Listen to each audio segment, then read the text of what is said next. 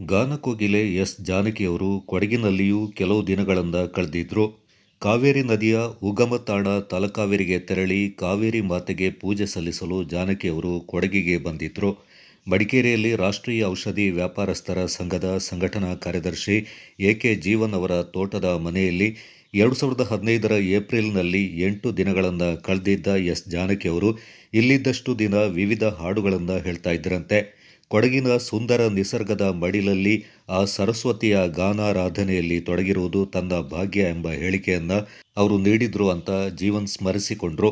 ಕನ್ನಡ ನಾಡಿನ ಜೀವನದಿ ಕಾವೇರಿ ಬಗ್ಗೆ ನಾನೇನೋ ಅನೇಕ ಹಾಡುಗಳನ್ನು ಕೇಳಿದ್ದೇನೆ. ಅವೆಲ್ಲವೂ ಬಹಳ ಜನಪ್ರಿಯವಾಯಿತು.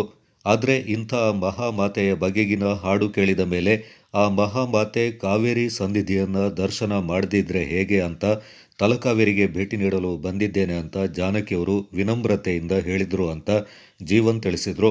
ಜಾನಕಿ ಎಂಬ ಬಹಳ ಸರಳ ಜೀವಿ. ಅಷ್ಟೊಂದು ಖ್ಯಾತ ಗಾಯಕಿಯಾಗಿದ್ರೂ ಒಂದಿಷ್ಟು ಅಹಂ ತೋರದೆ ಮನೆಯಲ್ಲಿ ನೆಲೆಸಿದ್ರು.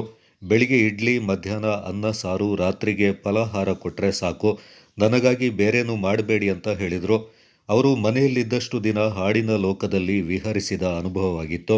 ಮಗಳು ಚಹನಾಳಿಗೂ ಕೆಲವು ಹಾಡುಗಳನ್ನು ಹೇಳಿಕೊಟ್ಟಿದ್ರು. ಇಂಥ ಮೇರು ಗಾಯಕಿಯೊಂದಿಗೆ 1 ವಾರ ಕಳೆದಿದ್ದು ಜೀವನದ ಅತ್ಯಂತ ದೊಡ್ಡ ಭಾಗ್ಯ ಅಂತ ಸುಮಾ ಜೀವನ್ ಸ್ಮರಿಸಿಕೊಂಡ್ರು.